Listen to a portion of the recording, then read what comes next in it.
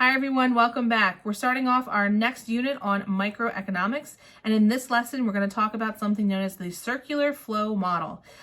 We're going to talk about how different households and businesses work together in the different markets, the product market and the factor market, to make the economy hum along. So make sure you're in your interactive notebook and you're following along.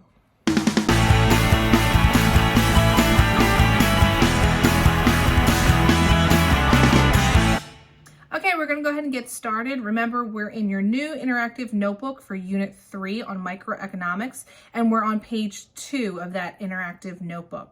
So let's start off with our essential question for today. What is illustrated in the circular flow model? So what is it showing us?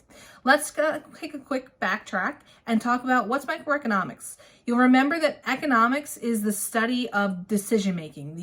What happens when you make a decision, what's the trade-off, what's the choice you had, what are you going to give up? So microeconomics is going to be the study of that economic behavior and decision making of small units, such as households and businesses. So individuals, individual households, and individual businesses. So this is going to be very, I think micro is kind of easier for students to comprehend because you've seen some of this firsthand. You maybe have shopped before, maybe you've witnessed your parents shopping.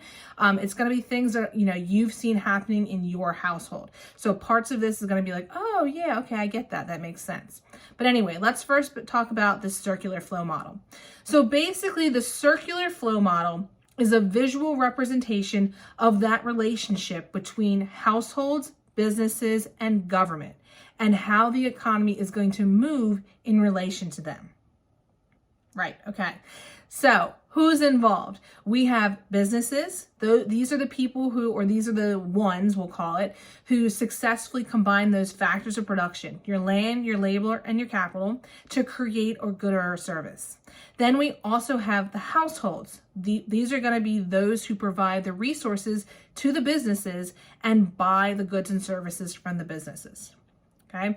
Then we mix in the government because they're going to have some influence. They're going to play kind of both sides of the field because sometimes they kind of work for the households and sometimes they work as a business. So the households and firms, let's talk about what the difference is between those. The free market economy is powered by what we call households and firms. And firm is going to be synonymous or the exact same thing as a business. So sometimes you might see me say business, sometimes you might hear firm. They're the exact same thing.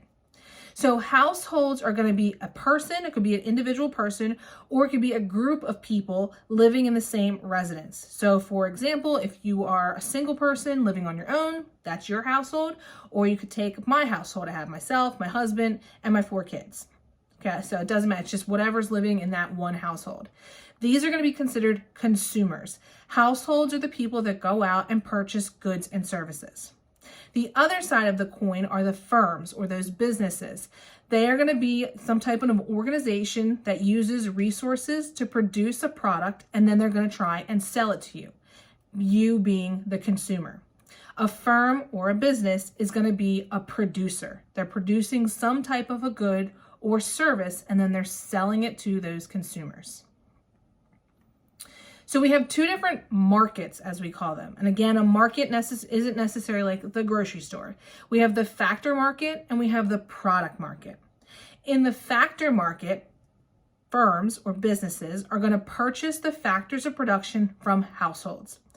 Think about it. You are the household. You and I are households. We own the factors of production. You might not realize this, but you do own the factors of production. I own a factor of production in the sense of labor. I am paid by a firm to provide a service.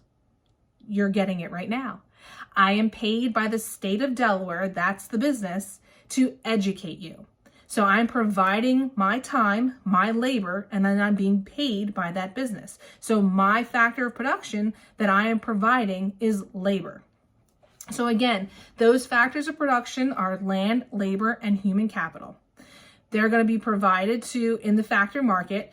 And again, in the factor market, it's going to be a place. It's not like a legit place that you go to that you can actually visit. It's like mystical and like made like pretend, but it happens, but it's not like a physical place you could go to.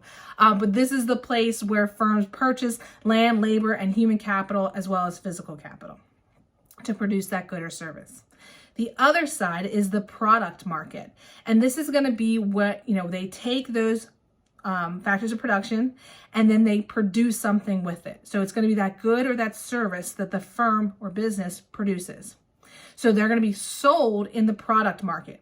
Again, product market isn't like a place that you go physically. And I'm not talking about like the mall. The product market is just the market that's out there that has all of the products that you can buy under the sun.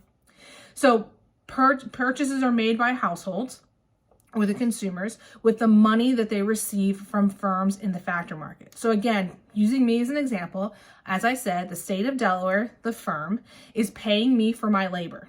Now, I don't just sit on money, it's not like a wad of cash in the corner of my room. I use that money and I go out and buy things.